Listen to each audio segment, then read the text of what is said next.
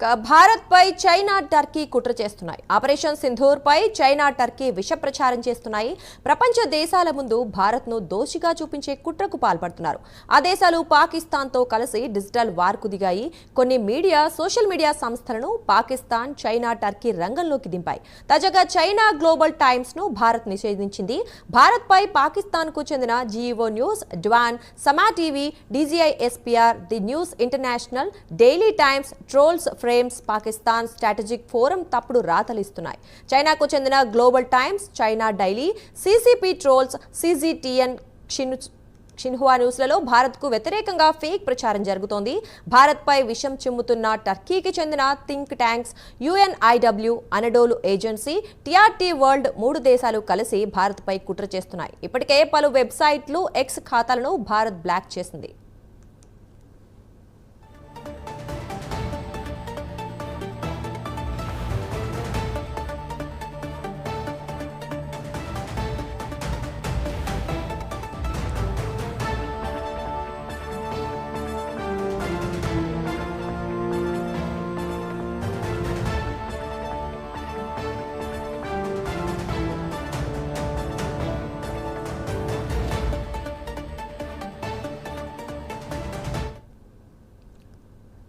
భారత్ పై China Turkey విషం కుమ్మరిస్తున్నట్లుగా తెలుస్తోంది. పాకిస్తాన్ కి మద్దతిస్తూ సోషల్ మీడియాలో ఫేక్ వార్తలు ప్రచారం చేస్తున్నట్లుగా కూడా మనకు తెలుస్తోంది. ఇక ఈ విషయం గురించి మరింత సమాచారం మా కరెస్పాండెంట్ చంద్రశేఖర్ లైవ్ లో అందిస్తారు.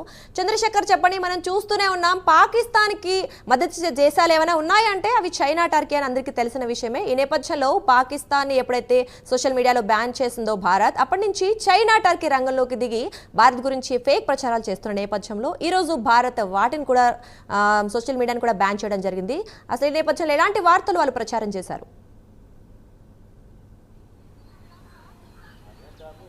రైట్ దుర్గా, ప్రధానంగా చూసుకుంటే భారతదేశం తలపెట్టినటువంటి ఆపరేషన్ సింధూర్ను కానీ లేదా భారతీయుల తాలూకా ఆ త్రివిధ దళాలను కూడా అడ్డుకోలేకపోయినటువంటి పాకిస్తాన్ పిరికి చర్యలకైతే పాల్పడిందని చెప్పుకోవచ్చు. అయితే ఏదైతే యుద్ధ భూమిలో ఇక్కడ ఉన్నటువంటి యుద్ధ వీరులతో తలపడలేనటువంటి పాకిస్తాన్ పూర్తిగా డిజిటల్ వారికి దిగిన పరిస్థితి అయితే కనిపిస్తుంది. గతంలో చూసుకుంటే ఏదైతే యుద్ధ సమయంలో ఆ పాకిస్తాన్కి సంబంధించినటువంటి కొన్ని సోషల్ మీడియాలన్నీ కూడా ఆ ఫేక్ ప్రచారాలకే పూనుకున్న పరిస్థితి కనిపించింది. నేపథ్యంలో ఫేక్ ప్రచారాలను కూడా తెరపైకి తీసుకొచ్చి భారతదేశంలో నష్టాన్ని కలిగించామంటూ కూడా ప్రపంచ దేశాలందరినీ కూడా నమ్మించే ప్రయత్నం అయితే చేసే దీన్ని పూర్తిగా కూడా భారతదేశానికి సంబంధించినటువంటి మీడియా సంస్థలు కానీ సోషల్ మీడియా కానీ ఇక్కడ ఉన్నటువంటి త్రివిధ దళాల అధికారులు కూడా మీడియా సమావేశం ఏర్పాటు చేసి ఇవన్నీ కూడా కొట్టుపారేసిన పరిస్థితి కనిపిస్తుంది.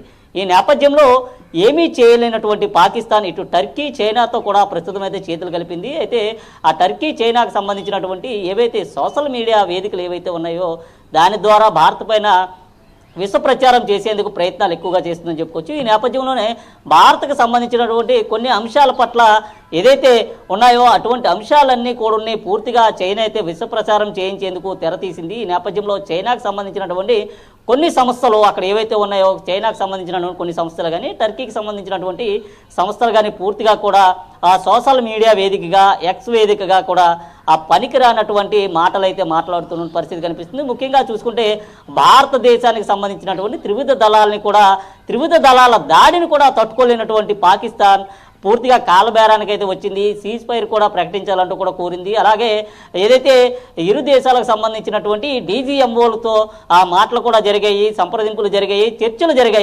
చర్చలు జరిగిన తర్వాత మరలా కాల్పులకైతే తెగబడింది. కాల్పులు కూడా పూర్తిగా భారతదేశానికి సంబంధించినటువంటి త్రివిధ దళాలు సునాయాసంగా తిప్పుకొట్టాయని చెప్పొచ్చు.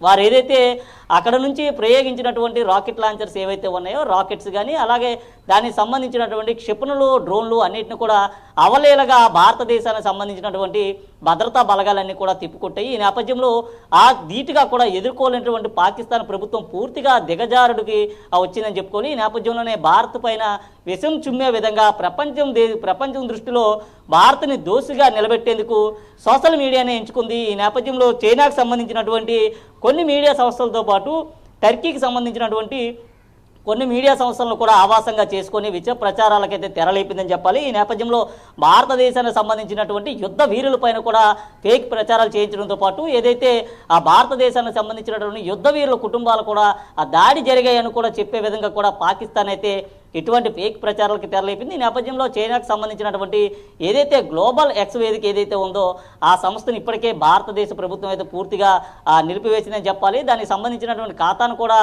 తొలగించేసింది. గతంలో చూసుకుంటే ఏదైతే యుద్ధ సమయంలో పాకిస్తాన్ చేస్తున్నటువంటి తప్పుడు ప్రచారాలు, ఫేక్ ప్రచారాలు ఏవైతే ఉన్నాయో ఈ ఫేక్ ప్రచారాలకు సంబంధించినటువంటి ట్విట్టర్ ఖాతాను కూడా నిలిపివేత చేసిన పరిస్థితి కనిపించింది. గతంలో ఏదైతే కోవిడ్ అనంతరం ఇక్కడ ఉన్నటువంటి భారతదేశానికి సంబంధించినటువంటి కోట్లాది రూపాయలు కొల్లగొట్టినటువంటి చైనా దేశానికి సంబంధించినటువంటి చైనా యాప్స్తో పాటు చైనా మెటీరియల్ను కూడా పూర్తిగా బంద్ చేసింది. చైనా సామాన్లు కూడా ఎవరు వాడరాదు అంటూ కూడా చెప్పిన పరిస్థితి కనిపించింది. అయితే ఇన్ని జరుగుతున్నప్పటికీ కూడా చైనా అయితే ఫేక్ ప్రచారాలకి తెరలేపుతుంది. ఈ నేపథ్యంలో చైనాకు చెందినటువంటి గ్లోబల్ టైమ్స్, అలాగే చైనా డైలీ, సిసిపి ట్రోల్స్, సిజిటిఎస్, క్యునువా న్యూస్లో భారతదేశానికి వ్యతిరేకంగా కూడా ప్రచారాలు అయితే చేపడుతున్నాయి. ప్రపంచ దేశంలో భారతదేశాన్ని దిగదార్చేందుకు ప్రయోగాలు అయితే చేస్తుంది. ఈ నేపథ్యంలో దీనికి సంబంధించినటువంటి సోషల్ మీడియా కానీ లేదా అక్కడ ఉన్నటువంటి చైనాకు సంబంధించినటువంటి సంస్థలు ఏవైతే ఉన్నాయో మీడియా సంస్థలు ఇవన్నీ కూడా ఫేక్ ప్రచారాలన్నీ కూడా చేస్తున్నాయి. అయితే ఎన్ని ఫేక్ ప్రచారాలు చేసినప్పటికీ భారతీయుల యుద్ధాన్ని తట్టుకోలేనటువంటి పాకిస్తాన్ పూర్తిగా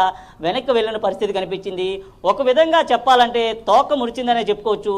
భారత దాటికి కానీ భారతదేశాన్ని తీసుకున్నటువంటి విధి విధానాలు ఏవైతే ఉన్నాయో విధి విధానాల్లో త్రివిధ దళాలు కూడా పాటించినటువంటి ఆ పరిస్థితి ఏదైతే ఉందో దానికి అనుగుణంగానే ముందుకు వెళ్ళిన పరిస్థితి కనిపించింది. ముఖ్యంగా ఇక్కడ ఉన్నటువంటి సాధారణ పౌరుని టార్గెట్ చేస్తూ కూడా పాకిస్తాన్ ఆర్మీ టార్గెట్ చేస్తూ ఇక్కడ వారిపైన కాల్పులు జరిపితే కేవలం అక్కడ ఉన్నటువంటి ఉగ్రవాదుల్ని, ఉగ్ర సంస్థల్ని టార్గెట్ చేస్తూ కూడా భారత ప్రభుత్వం అయితే నిర్ణయం తీసుకుంది. దీనికి సంబంధించినటువంటి ఆపరేషన్ సింధూర్ ఏదైతే ఉందో ఆపరేషన్ సింధూర్ని అయితే తీసుకురావడం జరిగింది.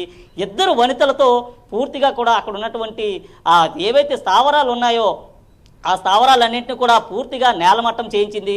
అలాగే వారు జరిపినటువంటి కాల్పులకు ధీటుగా భారతదేశం వద్ద రష్యా నుంచి కొనుగోలు చేసినటువంటి S-400 ఎయిర్ డిఫెన్స్ సిస్టమ్ ఏదైతే ఉందో దీంతో కూడా ఎదుర్కొంది. అయితే వీటన్నింటినీ కూడా తట్టుకోలేనటువంటి పాకిస్తాన్ ప్రభుత్వం ప్రస్తుతం అయితే డిజిటల్ వారికి దిగింది. ఇటు చైనా అలాగే అక్కడ ఉన్నటువంటి మిగతా దేశాలతో కలిసి కుట్ర పన్నేందుకు ప్రయత్నాలు చేస్తుంది.